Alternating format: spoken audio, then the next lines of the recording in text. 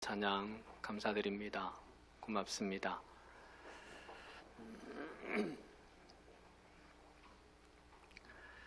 풀꽃 시인으로 유명한 나태주 시인이 11월이라는 시를 쓰면서 이렇게 읊었습니다. 돌아가기에는 이미 너무 많이 와버렸고 버리기에는 차마 아까운 시간입니다.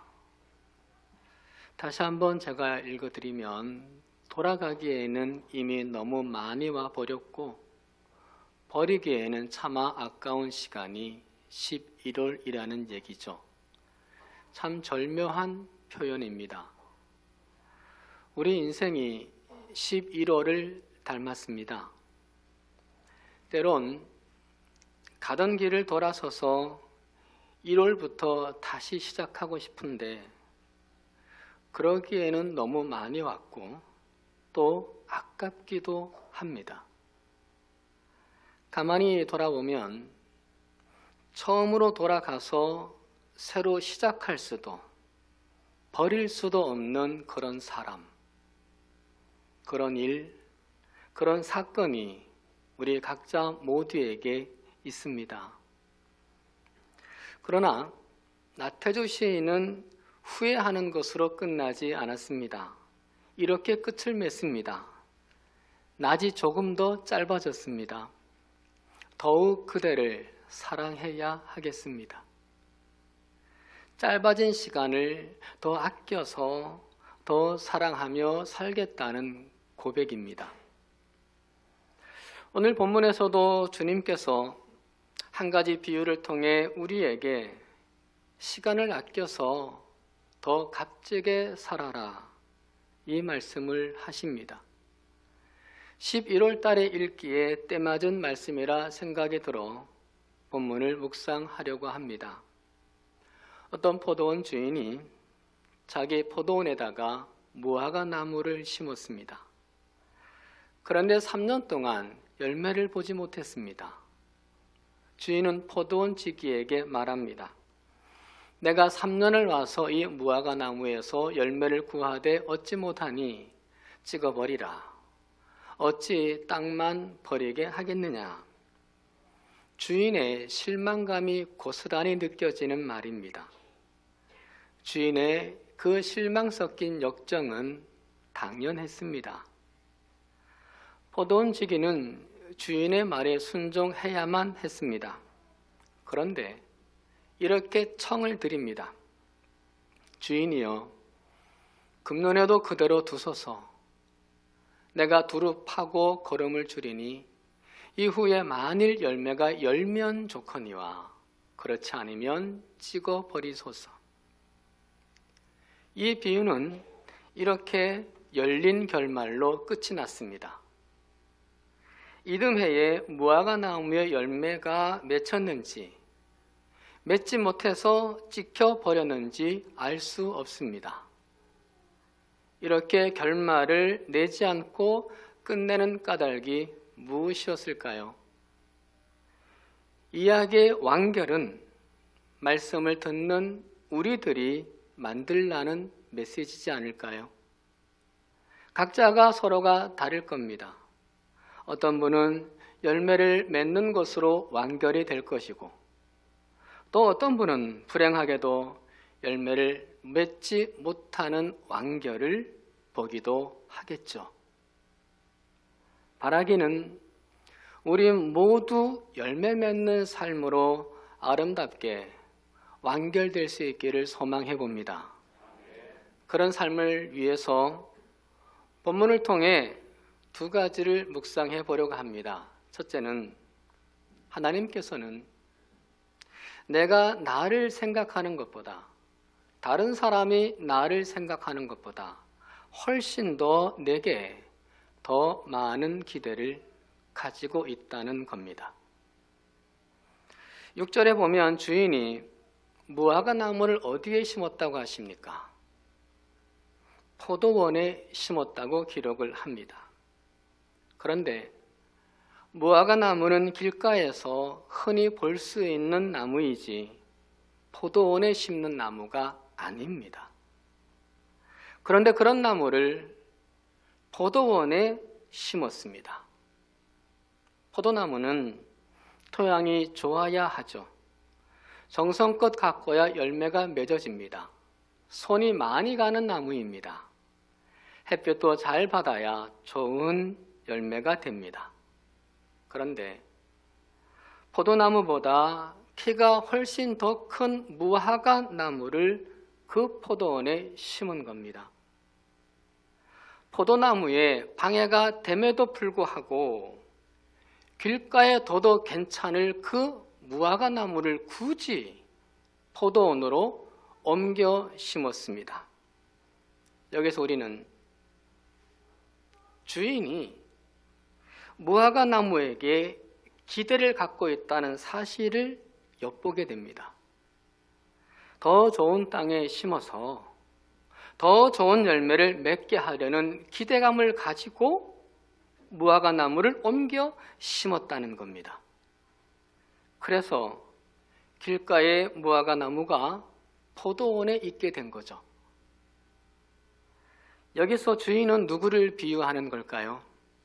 전통적으로 하나님이라고 해석을 하고 예수님은 포도원 지기는 예수님이라고 해석을 합니다. 그럼 무화과 나무는 누구를 비유하는 걸까요? 인간을 비유하는 것이라고 우리가 추측을 할 건데 좀 더 명확하게 알기 위해서는 이 비유를 다른 복음서에는 기록하지 않고 누가복음에만 기록하는 저자 누가에 대한 이해가 필요합니다. 누가는 헬라인 의사이고 역사가였습니다. 이방인이었다는 얘기입니다. 그래서 이방인을 위한 복음서를 기록을 하게 되는데 그것이 누가복음이고 그 속편이 사도행전이죠. 그래서 누가는 가난한 자들과 소외된 자들에 대한 정성을 쏟으시는 예수님을 유독히도 강조했습니다. 본문의 무화과 나무 비유도 같은 선상에서 이해할 때 무화과 나무는 뭐냐? 선민인 이스라엘 백성들 그 사이에 심겨진 이방인을 의미합니다. 그러니까 곧 우리들인 겁니다. 누가는 하나님께서 이방인인 우리들에게도 버려진 자라고 알려진 그 이방인들에게도 선민인 이스라엘 백성 못지않게 많은 열매를 기대하고 계신다는 것을 알리고 싶었던 겁니다. 누구에게? 이방인들에게요.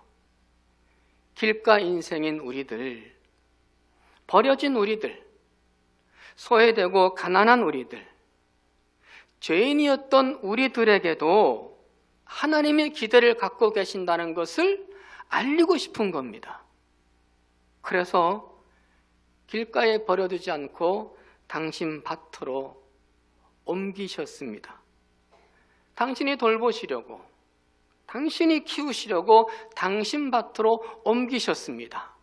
옮기신 그 밭이 믿음의 밭이요, 교회의 밭입니다. 사랑하는 여러분, 우리는 하나님이 기대하는 사람이라는 것을 잊지 않고 기억해야 합니다. 어떤 삶을 살았던, 지금 또 어떤 삶을 살아가든 중요한 것은 나를 부르신 그 하나님이 나를 향한 기대가 있다는 것 말이에요.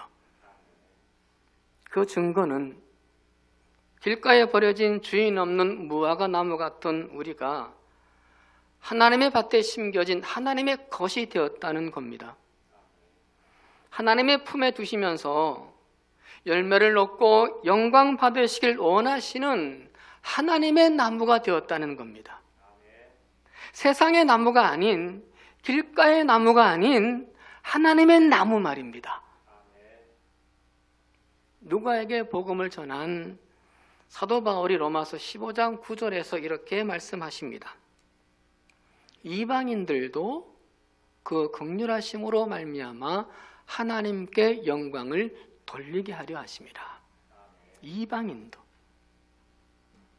빌립보서 1장 11절에서도 이방인 빌립보 교회 성도들에게 말씀하십니다. 예수 그리스도로 말미암아 의의 열매가 가득하여 하나님의 영광과 찬송이 되기를 원하노라.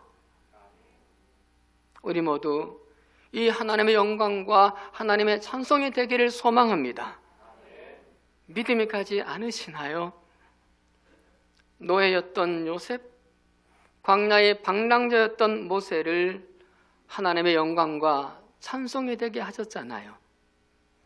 기대감이 전혀 없었던 목동 다윗, 집에서 가장 미래가 걱정되었던 막내 그 다윗을 하나님의 영광과 찬송이 되게 하셨잖아요.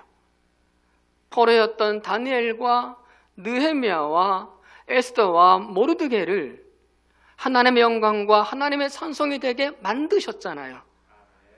배움이 짧았던 어부 베드로, 그리고 죄인인 바울을 하나님의 영광과 찬송되게 하셨잖아요.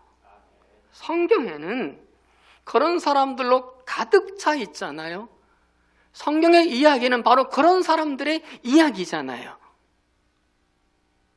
사랑하는 여러분, 그들은 모두 다 자신이 그렇게 될 것이라는 예상을 하거나 야무진 계획을 세운 사람은 한 명도 없었습니다.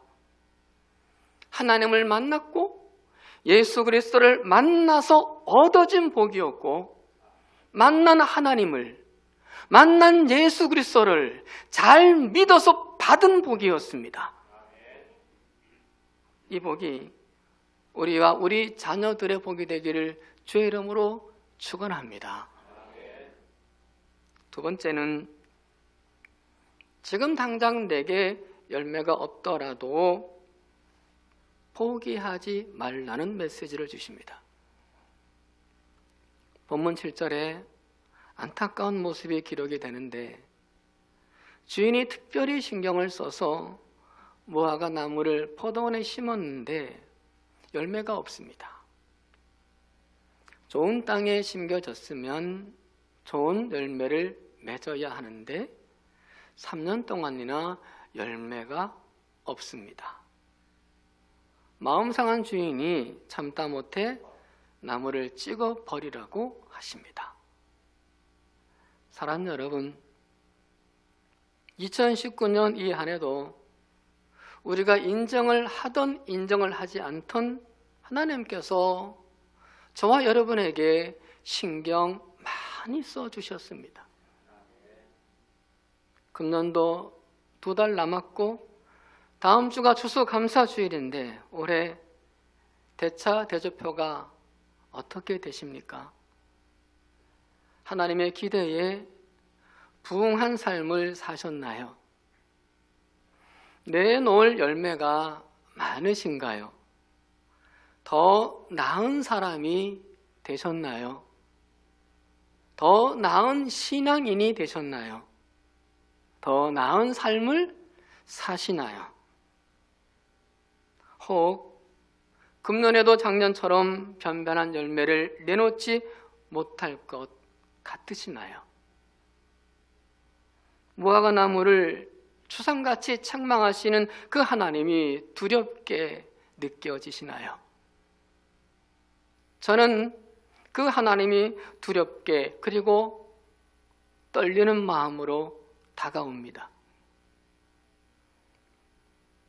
그러나 다행스럽게도 8절에 이 말씀이 이어지고 있다는 겁니다.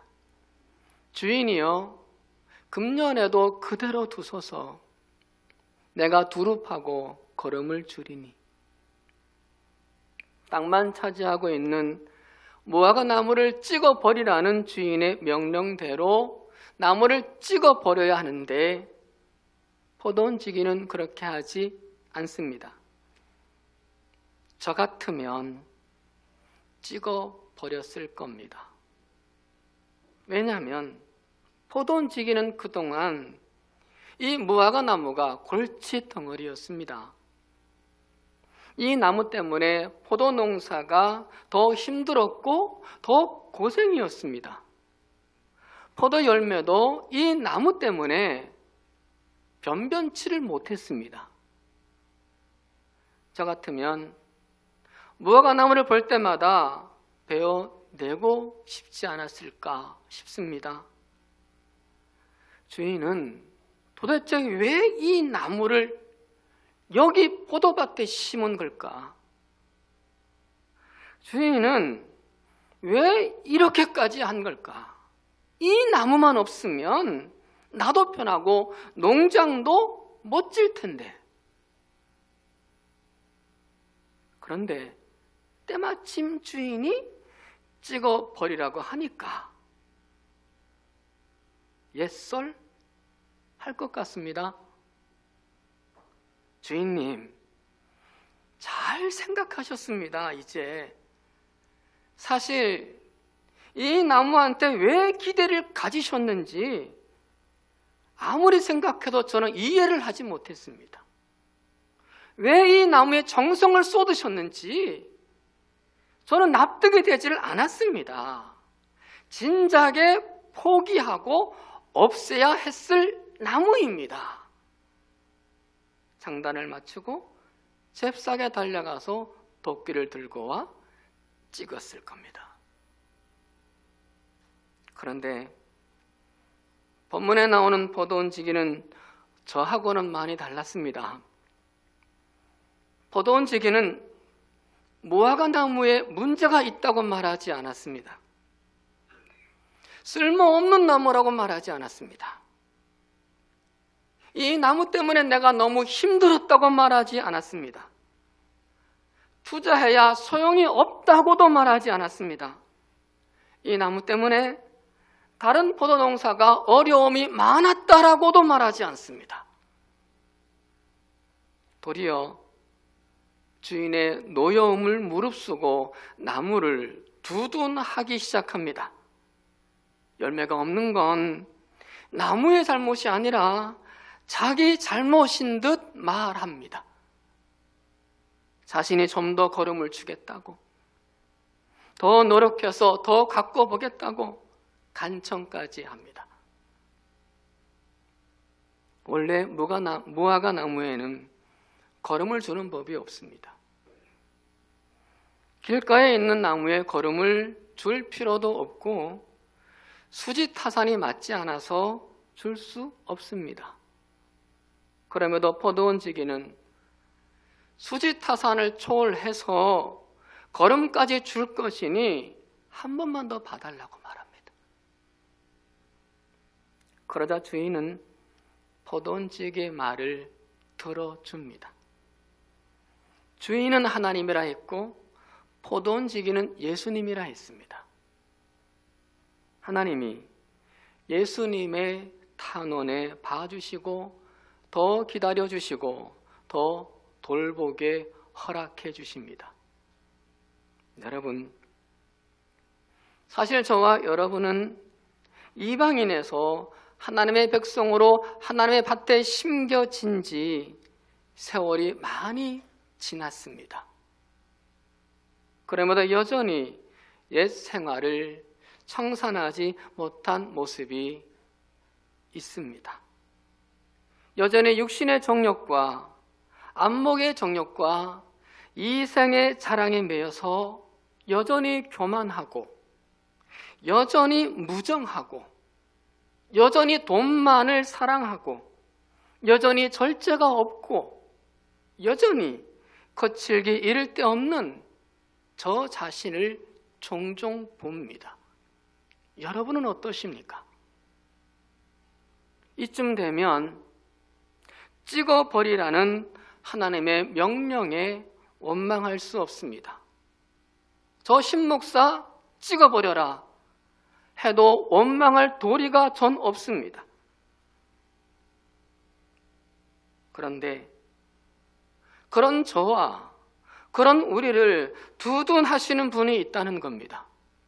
포도원지기 예수님 말입니다. 한 해만 말미를 더 달라고, 조금만 더 참아달라고 매달리시는 포도원지기 예수님이 계십니다. 걸음두는 일까지도 허락해 달라고 그렇게 탄원을 합니다. 그냥 한 번 더 기회를 주고 알아서 잘 해보라고 내버려 두시는 게 아닙니다. 우리에게만 맡겨두시고 네가 잘 해보라고 하시는 것이 아니라 이번에는 꼭 열매를 맺도록 걸음을 주겠다는 거예요. 둘레를 파서 환경 정리를 해주겠다는 거예요. 주변을 돌보시겠다는 거예요. 열매를 맺도록 하기 위해서요. 로마서 8장 34절에서 말씀하십니다. 누가 정죄하리요? 죽으실 뿐 아니라 다시 살아나신 이는 그리스도 예수시니 그는 하나님 우편에 계신 자요 우리를 위하여 간구하시는 자시니라. 승천하신 주님이 하나님 바로 옆에 계셔서 우리를 바라보시고 우리를 위하여 탄원하시며 중보하십니다. 로마서 8장 26절에서 또 말씀을 하십니다. 성령도 우리의 연약함을 도우시나니 우리는 마땅히 기도할 바를 알지 못하나 오직 성령이 말할 수 없는 탄식으로 우리를 위하여 친히 간구하시느니라. 열매 맺지 못하는 나를 위해서, 여전히 열매 없는 내 가족과 내 딸과 내 아들을 위해서 내가 간구해야 하는데, 내가 탄식해야 하는데, 내가 안 하기도 하고 내가 못하기도 하니까 주님이 그리고 성령이 나를 대신해서 친히 간구하시고 친히 탄원해 주신다는 겁니다. 내가 해야 하는데, 내가 이 나라를 위해서, 내가 내 새끼들을 위해서, 내가 내 성도들을 위해서 그리해야 하는데 내가 안 하고 내가 못하니까 누가, 예수님이, 누가, 성령님이 그리 하신다는 겁니다. 그래서 우리와 우리 자녀와 우리 한국교회가 지금 살아있는 겁니다. 그래서 생명을 보존하는 겁니다. 걸음을 주신다고 했지요. 이 걸음은 뭡니까? 열매를 맺도록 주시는 은총이겠죠. 건강을 주시고 힘을 주시고 지혜를 주시고 지식을 주시고 물질을 주시고 사람을 주시는 겁니다. 이런 것을 주도록 허락해 달라고 탄원합니다. 즐기려고 주는 것이 아니라 열매 맺도록 하기 위해서, 내가 그렇게 하기에 주고 싶으니 하나님 허락해 달라고 예수께서, 성령께서 하나님께 탄원하는 겁니다. 사랑하는 여러분, 우리와 우리 자녀들에게 아직 소망이 남아 있습니다. 실패를 밥 먹듯 하는 우리들에게, 우리 자녀들에게 여전히 기대를 걸고 계시는 주님의 은총이 남아있기 때문입니다. 쓸모없고 무능한 우리들을 아직도 포기하지 않으시는 주님의 사랑 덕분입니다. 죄 가운데 여전히 머물러 있는 우리들을 아직도 포기하지 않으시는 하나님의 은총 덕분입니다. 감사하죠. 고맙죠. 그렇다면 더 이상 하나님을 실망시키지 맙시다. 우리가 더 이상 하나님의 인내를 시험하지 맙시다. 우리 하나님은 분명히 우리를 참아주시고 기다려 줄 겁니다만 그 하나님을 시험하지 맙시다. 우리가 그리해야 하는 것은 9절 말씀 때문이기도 합니다. 이후에 만일 열매가 열면은 좋거니와 그렇지 않으면 찍어 버리소서 포도원지기의 마지막 말입니다. 기회가 언제까지나 또다시 주어지는 것은 아닌 거였습니다. 더 이상의 기회가 없을 때가 옵니다. 부지불식 중에 그때가 옵니다. 나의 순서대로 오는 것이 아니라 순서 없이 옵니다. 우리 하나님은 분명히 긍휼이 많으시고 은혜로우시며 노하기를 더디하시고 인자하심이 풍부하시도다 하신 말씀대로 오래 저와 여러분을 참아주시고 우리 자녀들을 참아주시는 분이십니다. 인내하시는 분이십니다. 허나 영원히는 아닙니다. 언젠가 어느 시점에 그렇지 않으면 찍어버리소서, 그렇지 않으면 데려가소서 하실 때가 온다는 겁니다. 어떻게 해야 할까요? 이번이 마지막이라고 생각을 하고 부족하나마 지금 내가 맺을 수 있는 그 열매를 맺으며 사는 것이 지혜로운 사람이지 않을까요? 그런 지혜로운 성도가 되기를 소망합니다. 말씀을 마치려고 합니다. 프랑스의 영웅 나폴레옹의 에피소드입니다. 전투 중에 나폴레옹 장군이 병사들의 막사를 순시하고 있을 때의 일입니다. 어느 막사 옆을 지나가는데 병사들이 나폴레옹을 욕하는 소리가 들렸습니다. 기가 막혀서 막사에 들어갔습니다.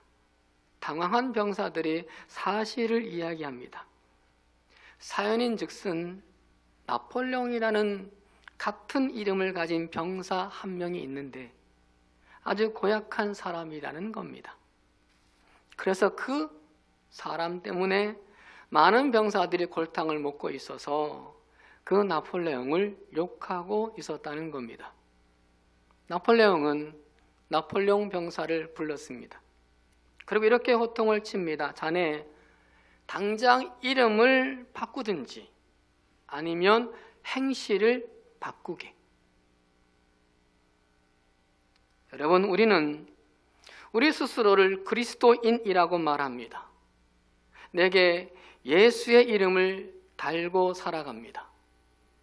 하나님의 자녀라고도 말합니다. 내게 하나님의 이름을 붙이고 살아갑니다. 그 이름 바꿀 수도 없고 그 이름 포기할 수도 없습니다. 부모가 내게 물려준 석자의 이름은 계명이 가능하지만 그리스도인이라는 이름, 하나님의 자녀라는 이름 결코 그 무엇과 그 누구와도 바꿀 수 없는 이름입니다. 그렇다면 우리가 선택할 수 있는 길은 한 가지입니다. 예수님의 이름, 하나님의 이름에 걸맞는 삶을 살도록 해야 한다는 겁니다. 완벽하지는 않겠지만 그 이름에 걸맞는 삶을 내가 살아가도록 노력해야 한다는 겁니다. 그 삶을 새롭게 다짐하는 이 11월이 되기를 소망합니다. 그래서 남은 2019년의 2달이 늦었지만은 더 알찬 열매, 늦었지만 더 만나는 열매가 여러분의 가정에 있기를 주의 이름으로 축복합니다. 설교를 시작할 때 나태주 시인의 시를 소개했었는데 마칠 때에도 그분의 시를 소개하려고 합니다. 내가 사랑하는 계절이라는 시에서 이렇게 읊었습니다. 내가 제일로 좋아하는 달은 11월이다. 그 솔직함과 겸허를 못 견디게 사랑하는 것이다. 11월을 제일로 좋아하는데 왜인가요? 단풍이 좋아서가 아니었습니다. 하늘이 맑아서 날씨가 좋아서도 아니었습니다. 밥맛이 좋아서도 아닙니다. 자신을 솔직하게 돌아보게 하고 그리고 부족을 겸허하게 받아들이게 하기 때문입니다. 그래서 돌아가기에는 이미 너무 많이 와버렸고 버리기에는 차마 아까운 시간일지라도 그 남은 2달을 값지게 살아 유정의 미를 거두게 하는 11월이기 때문입니다.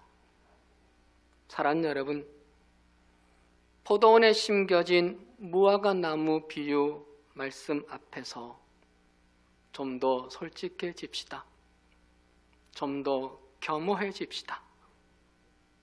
그래서 남은 2달을 그리스도인답고 하나님의 자녀다운 열매를 맺어가는 시간들이 되기를 축원합니다. 그래서 우리도 내가 제일로 좋아하는 달은 11월이다. 언젠가 노래할 수 있는 그런 시인이 되시기를 주님의 이름으로 축복합니다. 기도하시겠습니다. 하나님, 버려진 우리들, 길가에 외로이 서 있던 우리들을 당신의 밭에 심어주셔서 감사합니다. 믿음의 밭에, 그리고 교회의 밭에, 천국의 밭에 심겨주심을 감사합니다. 기대를 가지고 심으셨는데 많이 서운하셨죠. 많이 답답하셨죠. 하나님 죄송합니다. 하지만 이 11월을 맞이하며 우리의 삶을 돌아보고 다시금 남은 2달이라도 값진 열매를 맺고 싶습니다. 그 다짐을 하는 우리들에게 성령님이 도와주셔서 열매 맺는 남은 2019년의 2달이 되게 하여 주시옵소서. 하나님 말씀 앞에 우리가 솔직하고 겸허하여 이 2019년의 유정의 미를 거둘 수 있도록 하나님 은총을 내리어 주시옵소서. 해서 우리도 내가 제일로 좋아하는 달은 11월이었다. 노래할 수 있는 그런 시간이 우리들에게 간증되어지도록 하나님 역사하여 주시옵소서. 예수 그리스도의 이름으로 기도드리옵나이다. 아멘.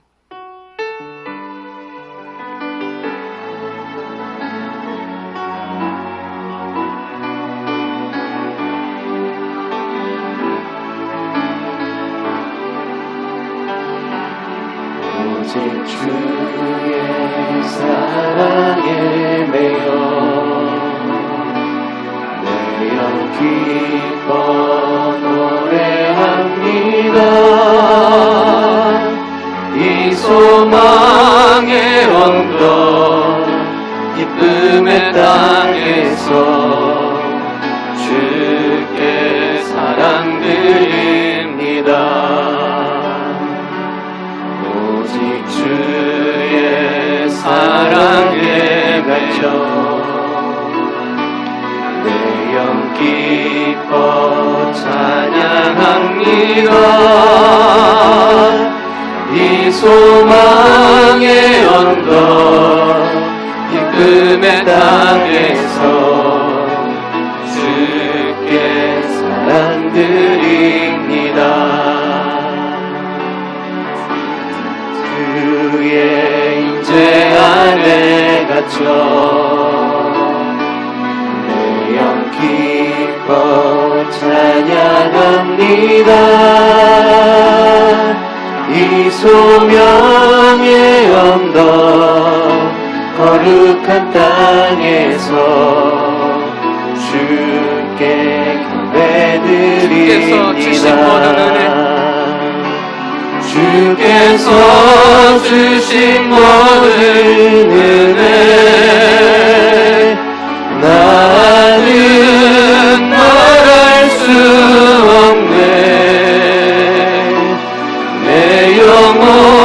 즐거이 주 따르렵니다.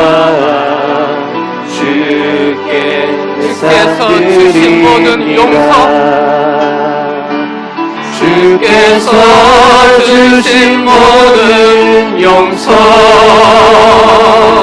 나는 말할 수 없네. 내 영혼 즐거이 주 따르렵니다. 가슴에 손을 얹고 찬양할까요?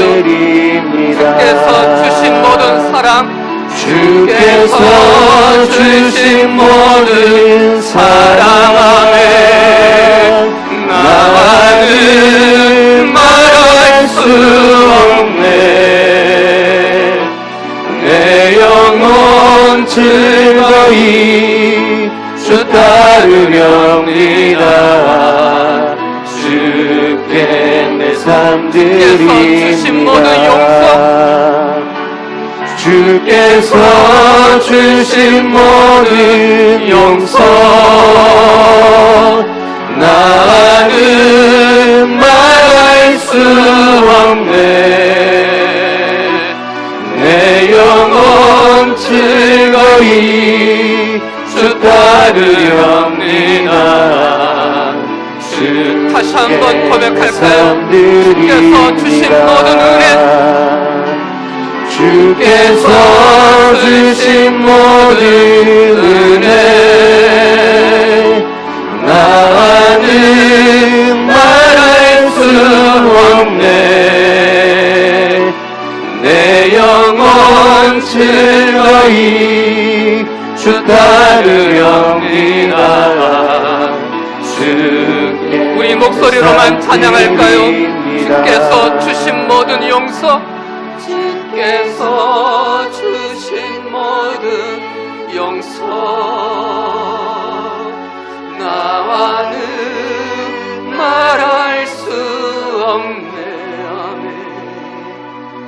내 영혼 즐거이 주 따르렵니다. 주께 다시 한번 우리 목소리로만 주께서 주신 모든 은혜, 주께서 주신 모든 은혜 나와는 말할 수 없네.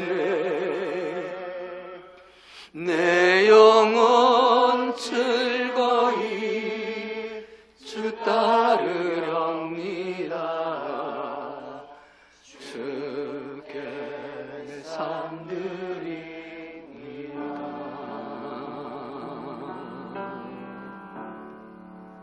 하나님,